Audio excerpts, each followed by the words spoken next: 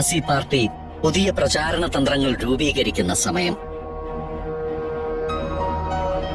പാർട്ടിയുടെ മുഖമായി ഹിറ്റ്ലർ മാറുന്നു എന്ന് സംശയിക്കുന്ന ചില ആളുകൾ അതിന്റെ നേതൃനിരയിൽ തന്നെയുണ്ട്. ഹിറ്റ്ലറിന്റെ എതിരാളികൾ, സൂത്രപ്പണികളിലൂടെ അയാൾ മുഴുവൻ അധികാരവും സ്വന്തമാക്കുന്നു എന്ന് കരുതുന്നവർ. അവരെ നേരിടണമെങ്കിൽ അവർക്കൊരിക്കലും എത്തിപ്പിടിക്കാൻ കഴിയാത്ത ഒരു ജനനായകൻ എന്ന നിലയിൽ തന്റെ പേര് ജർമ്മൻകാരുടെ ഹൃദയങ്ങളിൽ ഉണ്ടാകണമെന്ന് ഹിറ്റ്ലർ വിചാരിച്ചു.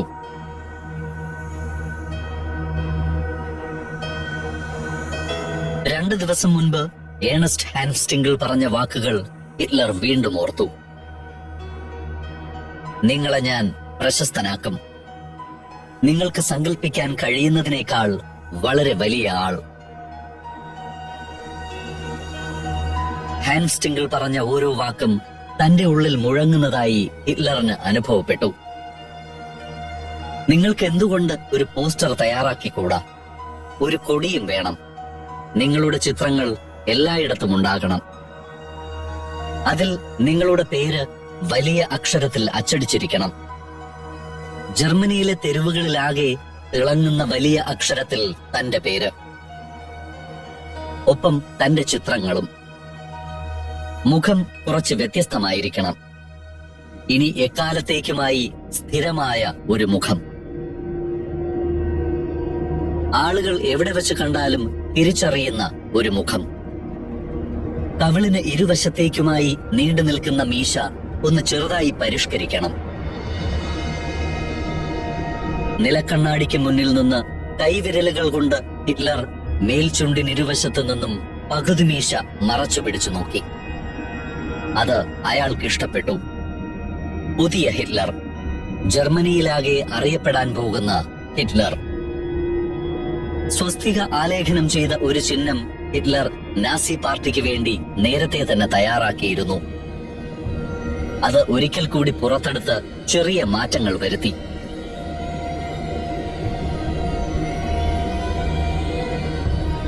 തന്റെ പുതിയ മുഖവും പാർട്ടിക്കായി തയ്യാറാക്കിയ ചിഹ്നവും അയാൾ ഹാൻസ്റ്റിംഗിളിന് മുന്നിൽ അവതരിപ്പിച്ചു.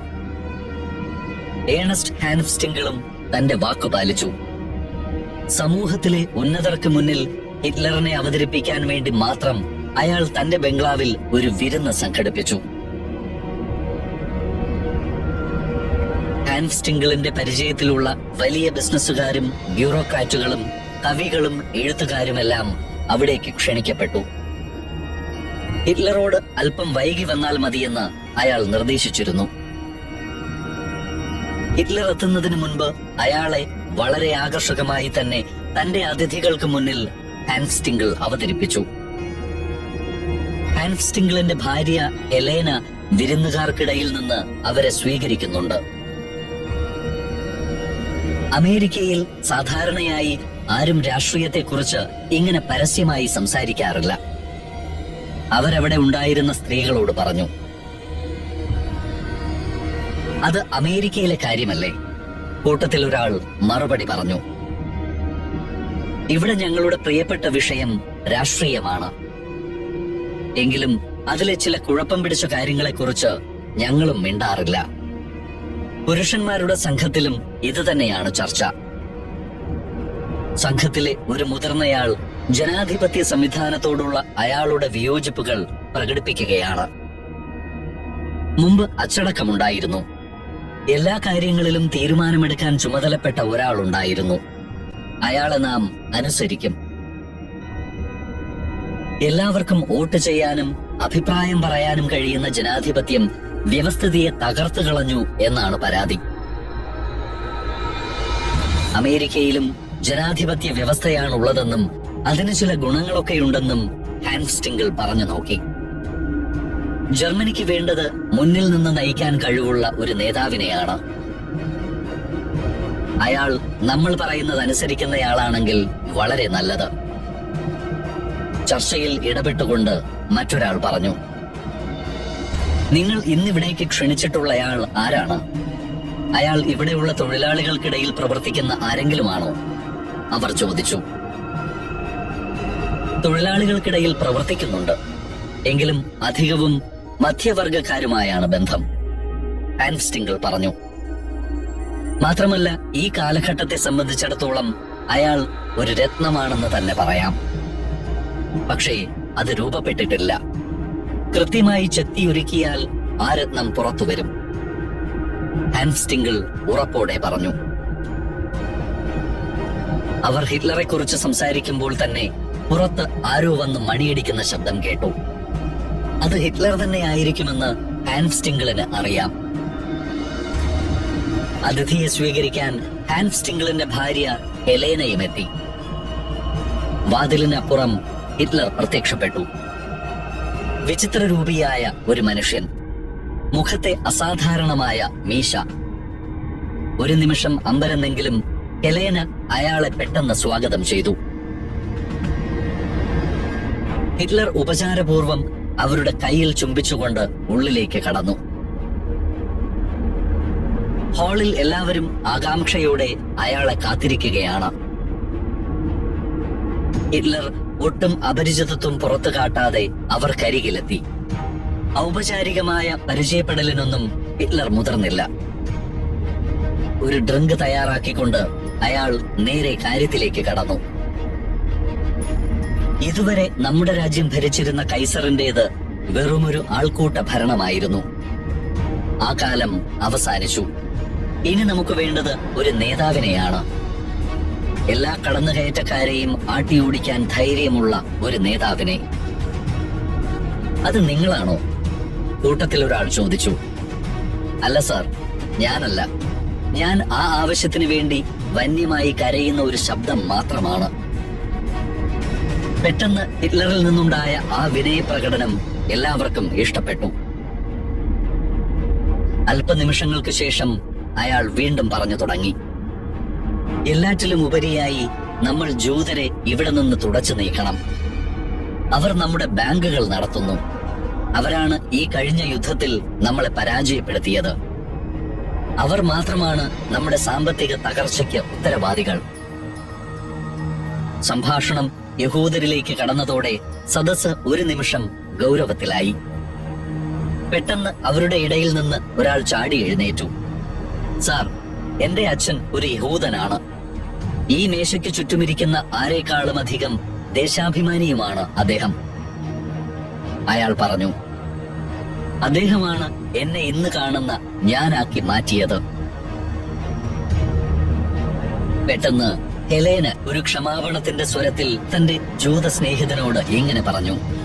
ബേരൻ, അദ്ദേഹം നിങ്ങളുടെ പിതാവിനെയല്ല ഉദ്ദേശിച്ചത്. കമ്മ്യൂണിസ്റ്റുകാരായ യഹൂദരെയാണ്. അങ്ങനെയല്ലേ ഹിറ്റ്ലർ? തന്റെ വാക്കുകൾ ശരിവെക്കാൻ അവർ ഹിറ്റ്ലറിന്റെ സഹായം തന്നെ തേടി. ഹിറ്റ്ലർ ഒരു ചലനം കൊണ്ടുപോലും അവരെ പിന്തുണച്ചില്ല. അയാൾ മുഴുവൻ യഹൂദരെയും ഉദ്ദേശിച്ചു എന്ന് വ്യക്തം. കുറച്ചു നിമിഷങ്ങൾ അയാൾ അതിനായി കാത്തുനിന്നു. പക്ഷേ ഒന്നും സംഭവിച്ചില്ല.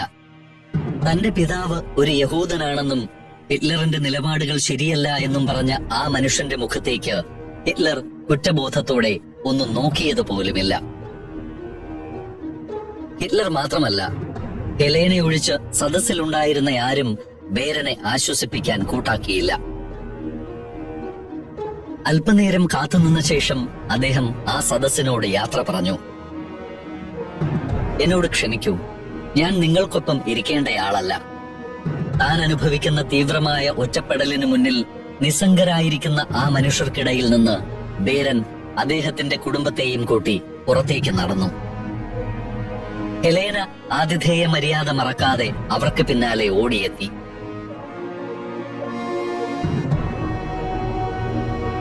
എന്നോട് ക്ഷമിക്കണം, അദ്ദേഹം നിങ്ങളെ അപമാനിക്കാൻ തുനിഞ്ഞതല്ല.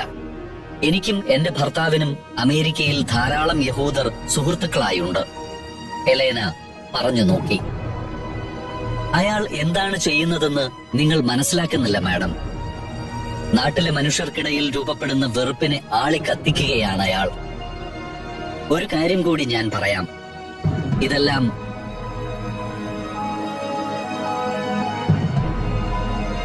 അയാളുടെ സ്വന്തം താല്പര്യങ്ങൾക്ക് വേണ്ടി മാത്രം.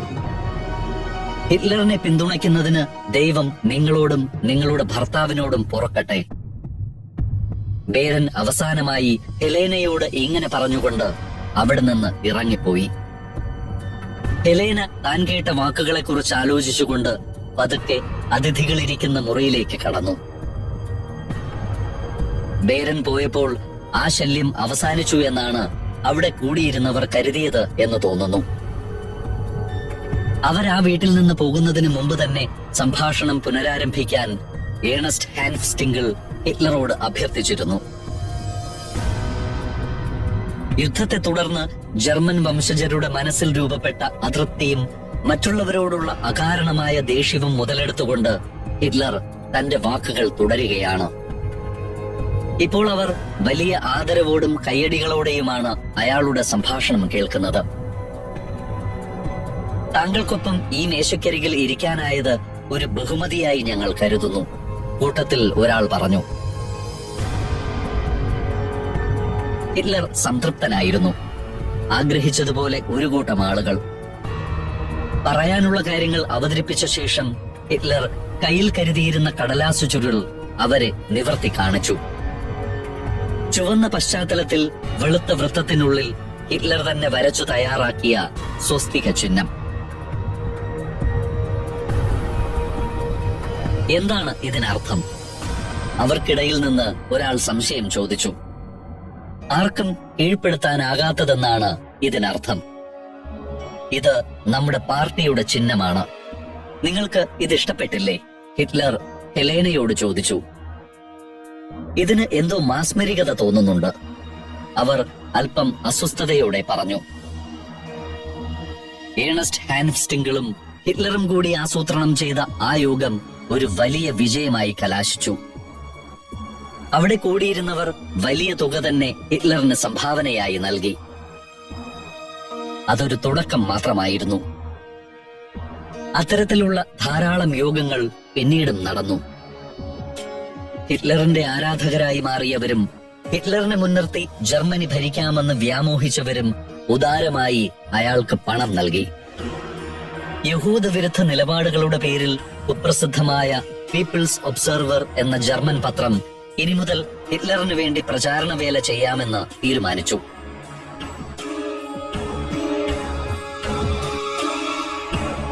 പിന്നീട് തിരിഞ്ഞു നോക്കാൻ കഴിയാത്ത വിധത്തിലായിരുന്നു ഹിറ്റ്ലറിന്റെ വളർച്ച.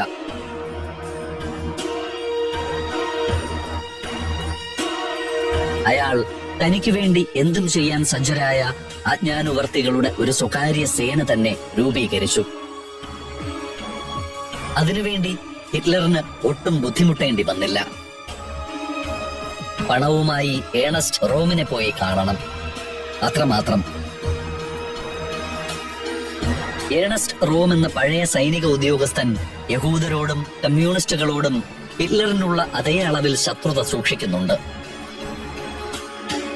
എതിരാളികളെ കായികമായി തന്നെ നേരിടണം എന്നാണ് അയാളുടെ നയം.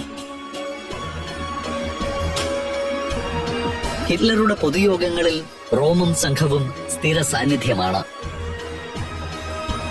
അവിടെ എതിരഭിപ്രായക്കാരെ ഈ സംഘം കൈകാര്യം ചെയ്യുമെന്ന കാര്യം ഇപ്പോൾ നാസി പാർട്ടിയുമായി ബന്ധപ്പെട്ട എല്ലാവർക്കും അറിയാം.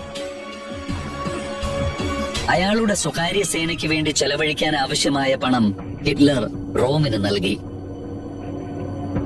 അങ്ങനെ SA എന്ന ചുരുക്കപ്പേരിൽ സ്റ്റർമാബ്ടൈലങ് എന്ന സ്വകാര്യ സുരക്ഷാ സേന 1921 ഹിറ്റ്ലറിനു വേണ്ടി സ്ഥാപിതമായി. തല്ലാനും കൊല്ലാനും മടിയില്ലാത്ത ഒരു കൂട്ടം ആളുകളാണ് SA-യിൽ അംഗങ്ങളായുള്ളത്. ഏണസ്റ്റ് റോം അവർക്ക് സർവ്വ സ്വാതന്ത്ര്യവും അനുവദിച്ചു. അപ്പോഴേക്കും ഹിറ്റ്ലറിന് യാത്ര ചെയ്യാൻ മാത്രമായി മോട്ടോർ വാഹനങ്ങൾ എത്തിയിരുന്നു. ഹിറ്റ്ലർ എവിടെ പോകുമ്പോഴും ചുറ്റും SA കമാൻഡർമാർ വളഞ്ഞിരിക്കും. സ്വന്തം പാർട്ടി അംഗങ്ങൾക്ക് പോലും അവരുടെ അനുമതിയോടെ മാത്രമേ ഹിറ്റ്ലറെ കാണാൻ കഴിയൂ. പാർട്ടി നേതൃത്വത്തിനുള്ളിൽ ഹിറ്റ്ലറിനെ എതിർക്കുന്നവർ അയാളെ ഭയപ്പെട്ടു തുടങ്ങി. നാസി പാർട്ടിക്ക് നേതൃത്വം നൽകുന്നവരുടെ കൂട്ടത്തിൽ ഹിറ്റ്ലറെ ഏറ്റവും അധികം പിന്തുണയ്ക്കുന്നത് കവിയും പത്രപ്രവർത്തകനും നാടകകൃത്തും എല്ലാമായ ഡീട്രിക് എക്കാർത്താണ്. ഹിറ്റ്ലറും അയാളെ ഒരു മാർഗദർശിയായി അംഗീകരിക്കുന്നു. 1921 ജൂണിൽ എക്കാർത്തും ഹിറ്റ്ലറും കൂടി നാസി പാർട്ടിക്ക് ഫണ്ട് കണ്ടെത്തുന്നതിനായി ബെർലിനിലേക്ക് ഒരു യാത്ര പോയി. ഇത്തരത്തിലുള്ള യാത്രകൾ ഇപ്പോൾ പതിവാണ്. ഹിറ്റ്ലർ ബെർലിനിൽ എത്തിയ സമയത്ത് നാസി പാർട്ടിയുടെ ആസ്ഥാനത്ത് ഒരു അട്ടിമറി ശ്രമം നടന്നു. നാസി പാർട്ടിയുടെ എക്സിക്യൂട്ടീവ് അംഗങ്ങൾ യോഗം ചേർന്ന് അവരുടെ പാർട്ടിയെ ജർമ്മൻ സോഷ്യലിസ്റ്റ് പാർട്ടിയുമായി ലയിപ്പിക്കാൻ തീരുമാനിച്ചു. ഹിറ്റ്ലർ മ്യൂണിക്കിൽ മടങ്ങിയെത്തുന്നതിന് മുമ്പ് തന്നെ പാർട്ടിയിലെ എക്സിക്യൂട്ടീവ് അംഗങ്ങളുടെ ഗൂഢാലോചനയെക്കുറിച്ച് അറിഞ്ഞിരുന്നു. അയാൾ തന്റെ സ്നേഹിതന്മാർക്കും ക്യാപ്റ്റൻ റോം ഉൾപ്പെടെയുള്ള SA കമാൻഡോകൾക്കുമൊപ്പം സർവ്വസന്നാഹങ്ങളോടും കൂടി മ്യൂണിക്കിലെ പാർട്ടി ആസ്ഥാനത്തേക്ക് കടന്നു ചെന്നു. അവരുടെ പെരുമാറ്റത്തിൽ ഭീഷണിയുടെ സ്വരം വ്യക്തമായിരുന്നു. മാത്രമല്ല, അവരുടെ കൈവശം തോക്കും മറ്റായുധങ്ങളുമുണ്ട്. എന്താണ് ഇവിടെ നടക്കുന്നത്? ഹിറ്റ്ലർ മുന്നോട്ട് വന്ന് അവിടെ കൂടിയിരിക്കുന്നവരോട് പരുഷമായി ചോദിച്ചു. അവിടെ ഉണ്ടായിരുന്നവരെല്ലാം വല്ലാതെ പരിഭ്രമിച്ചുപോയി. ഇവരൊക്കെ ആരാണ്? ഹിറ്റ്ലറിനൊപ്പമുള്ളവരെ ചൂണ്ടിക്കാട്ടി അവർ അയാളോട് ചോദിച്ചു. എന്റെ സുരക്ഷാ ഉദ്യോഗസ്ഥർ, ഹിറ്റ്ലർ പറഞ്ഞു. ഹിറ്റ്ലറെ ആദ്യമായി ഒരു പൊതുപരിപാടിയിൽ അവതരിപ്പിച്ചത് താനാണെന്ന ധൈര്യത്തോടെ ആന്ദ്രേ ഡ്രെക്സ്ലർ മുന്നോട്ട് വന്നു. നമ്മുടെ പാർട്ടിയെ ജർമ്മൻ